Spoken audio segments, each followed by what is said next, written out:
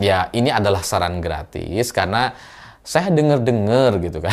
Dengar-dengar mereka lagi kebingungan membangun narasi bagaimana agar bisa selesai semuanya setelah beberapa hari yang lalu Kaisang memberikan klarifikasi terkait kasus jet pribadi yang dia gunakan dari Jakarta ke Amerika. Ternyata narasi nebeng yang begitu sempurna dirumuskan sangat-sangat hati-hati dan sangat terencana, tapi setelah beberapa hari berlalu, ternyata narasi atau klarifikasi Kaisang terkait nebeng itu tidak sesuai dengan harapan.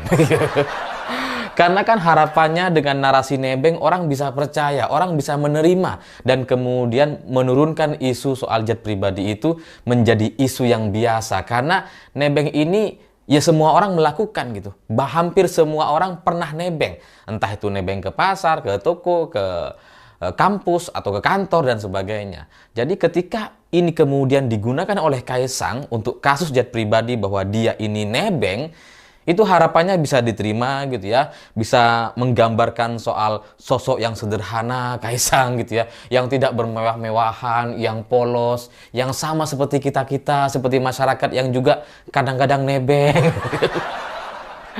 Tapi ternyata narasi nebeng ini nampaknya tidak sesuai dengan harapan. Meskipun buzzer-buzzernya sudah dikerahkan gitu ya, untuk kemudian coba ngejek-ngejekin Kaisang, seolah-olah ngejekin, tapi sebenarnya tersimpan, tersirat narasi untuk membela atau membenarkan gitu ya. Kan muncul tuh narasi-narasi, masa anak presiden nebeng sih ya. Itu buzzer-buzzer tuh.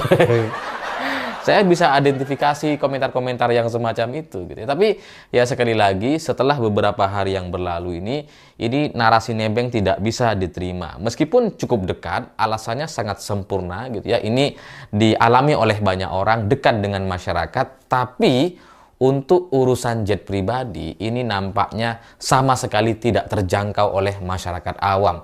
Sama seperti cara Budi Ari untuk menggunakan istilah angkutan umum gitu ya. Itu maksudnya harapan pakar komunikasi dan konsultan politik istana gitu ya. Ini bisa digambarkan keluarga Presiden Jokowi itu dekat dengan masyarakat. Makanya menggunakan istilah-istilah yang dekat dengan kita. Angkutan umum, nebeng, numpang. Tapi mereka lupa bahwa yang namanya jet pribadi ini melekat menjadi satu simbol kemewahan yang sama sekali tidak terjangkau oleh masyarakat awam atau masyarakat umum. Ya, jadi makanya kemudian narasi nebeng ini tidak dipercaya, itu bahkan tidak dipercaya oleh para pendukung Jokowi itu sendiri gitu. Dan dengar-dengar gitu ya, atau kabarnya ini pakar komunikasi dan konsultan politiknya masih terus mencari satu strategi untuk bisa keluar dari kasus jet pribadi ini secara cepat gitu. Karena ini sudah berlarut-larut tapi kemudian masih terus menjadi bahasan dan dibully oleh banyak orang. Karena semakin Kaisang mengklarifikasi atau memberikan pernyataan, semakin orang nggak percaya. Jadi masih coba dicari cara supaya Kaisang ini bisa tampil seperti biasa lagi, dan ketika menghadapi wartawan tidak lagi gugup atau takut kalau kemudian ditanya soal jet pribadi. Karena yang terjadi sekarang, Kaisang ini masih takut untuk ngadepin wartawan gitu.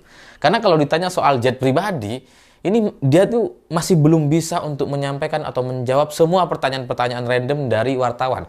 Kalaupun kemarin di gedung Dewan Pengawas KPK, Kaisang ini sempat juga menghadapi wartawan, tapi itu nampaknya adalah wartawan-wartawan yang memang disiapkan kayaknya gitu ya.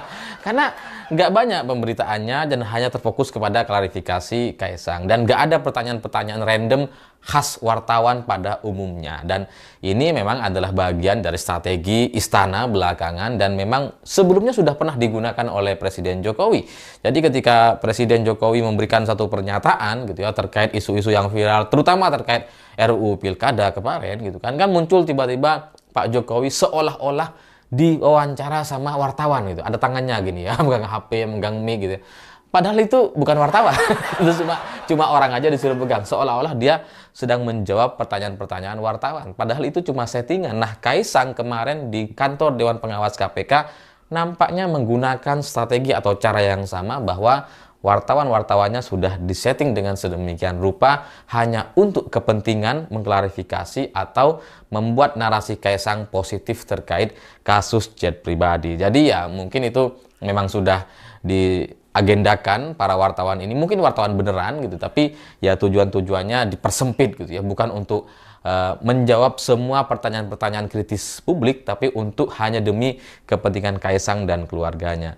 Jadi kalau situasinya seperti ini, Kaisang itu sebenarnya menurut saya gitu ya, untuk bisa keluar dari kasus jet pribadi atau bisa menyelesaikan kasus ini secara cepat, sebenarnya dia bisa menggunakan dua jalur gitu ya. Yang pertama, dia bisa pura-pura nggak tahu. Dia bisa pura-pura nggak ngerti soal urusan gratifikasi. Dan kita, masyarakat, akan lebih mudah percaya dibandingkan narasi nebeng gitu ya. Kenapa? Karena Kaisang ini memang adalah orang yang minim referensi gitu. Dia soal urusan peristiwa 98 aja dia nggak ngerti. Jadi kalau kemudian dia nggak ngerti soal gratifikasi, wajar gitu. Orang akan mudah dengan percaya mengatakan bahwa Kaisang ini lugu, nggak ngerti, bisa aja gitu. Dan kalau dia mau mengakui bahwa dia nggak paham soal gratifikasi, dia nggak ngerti ini adalah melanggar hukum atau terancam kasus korupsi dan sebagainya, ya dia tinggal minta maaf dan kemudian mengatakan ya kalau memang ini dianggap dinilai sebagai gratifikasi, saya dan keluarga siap untuk mengembalikan kepada pihak negara gitu.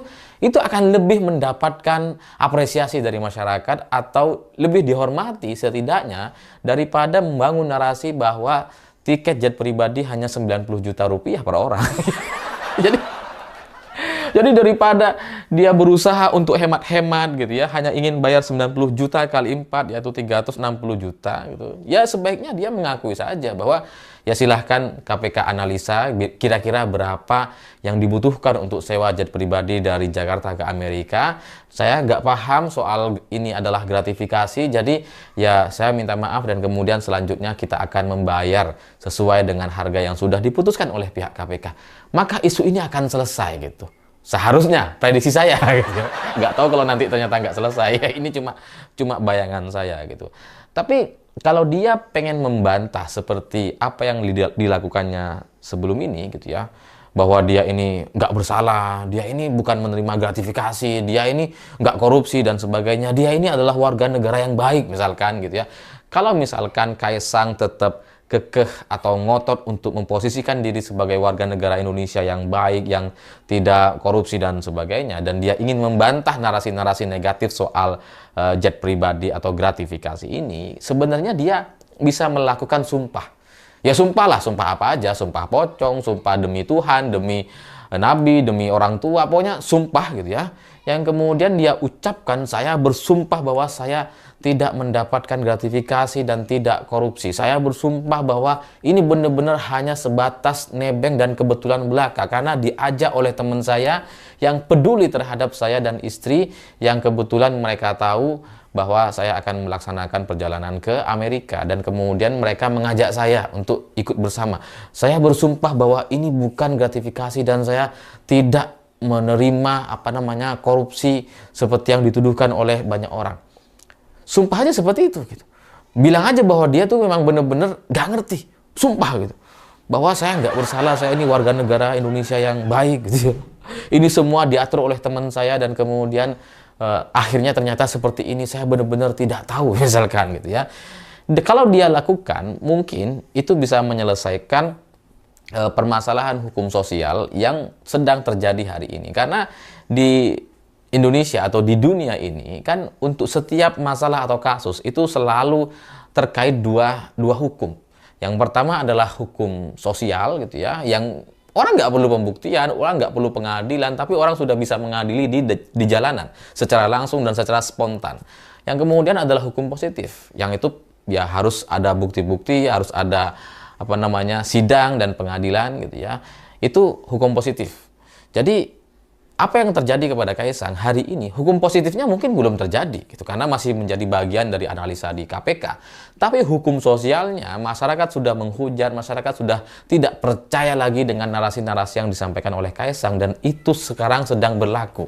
Nah, kalau Kaisang ingin menyelesaikan masalah ini gitu ya, yang nampaknya dia juga menjadi pusat perhatian dia untuk menyelesaikan masalah hukum sosial ini karena dia berminggu-minggu dibully dan kemudian ingin segera memberikan klarifikasi dengan istilah nebeng tadi gitu ya. Maka seharusnya yang dia lakukan adalah sumpah tadi. Dia kalau bersumpah kemudian dia tidak tahu apa-apa gitu ya, dia nggak ngerti, dan kemudian dia merasa tidak bersalah, saya bersumpah untuk atas nama orang tua, atas nama Nabi, atas nama Tuhan, atas nama kitab suci gitu ya, bahwa saya benar-benar tidak menerima atau memanfaatkan nama orang tua sebagai presiden di Indonesia. Kalau dia lakukan, maka mungkin gitu ya, masyarakat bisa memahami, masyarakat bisa menerima, atau bahkan sebagiannya jadi semakin percaya bahwa ini Kaisang dan keluarga adalah keluarga sederhana yang sama seperti kita semua, di mana mereka polos dan tidak tahu soal masalah-masalah seperti ini. Dan mungkin dibandingkan soal narasi nebeng tadi, orang lebih bisa menerima itu. Tapi kalau dia memainkan narasi nebeng seperti yang kemarin dilakukan, orang justru nggak hormat, orang justru tertawa, orang justru menghujat narasi Kaisang yang dianggap membodoh-bodohi masyarakat. Jadi ya fokus Kaisang yang mungkin ingin menyelesaikan masalah hukum sosialnya gitu ya, itu bisa dilakukan dengan dua cara seperti tadi. Dia menyampaikan permintaan maaf gitu ya, dia bilang nggak tahu, atau dia bersumpah bahwa dia nggak ngerti soal semua yang terjadi kepada dia dan Erina Gudono gitu. Jadi ya ini adalah saran gratis, karena saya dengar-dengar gitu kan, dengar-dengar mereka lagi kebingungan membangun narasi bagaimana agar bisa selesai kasus ini, karena bagaimanapun pilkada sudah di depan mata gitu ya, dan Kaisang juga bagaimanapun adalah ketua umum PSI, sehingga di event pilkada dia harus turun ke lapangan dan harus bertemu dengan wartawan, nggak bisa sembunyi-sembunyi lagi seperti sekarang gitu ya.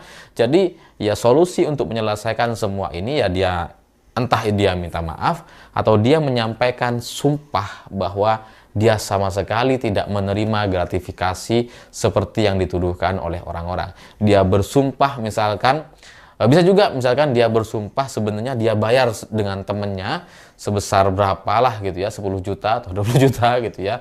Dia sama sekali tidak kemudian mendapatkan gratifikasi seperti yang dituduhkan, ya itu mungkin juga bisa dia lakukan. Tapi kalau seperti sekarang, belum ada kejelasan lagi, dan Kaisang masih belum bisa menerima wartawan seperti normalnya, seperti biasanya, di mana wartawan bebas untuk bertanya gitu ya, yang tidak disetting dan diskenariokan atau diatur bahwa wartawan harus pro dengan Kaisang gitu kan. Maka ke depan gitu ya, kalau ini tidak diselesaikan, ini nggak akan ada ujungnya, dan orang akan terus menanyakan. Dan setelah Presiden Jokowi selesai tanggal 20 Oktober, bisa jadi ini justru menjadi satu tumbal politik di pemerintahan Prabowo dan Gibran gitu ya, untuk kemudian menekan Gibran sebagai cawapres agar tidak terlalu bisa bermanuver di masa yang akan datang, karena namanya udah cacat. Kalau Presiden Jokowi ya dia udah selesai, dia sudah presiden, dia selesai. Mungkin ada kasusnya, mungkin juga nggak ada.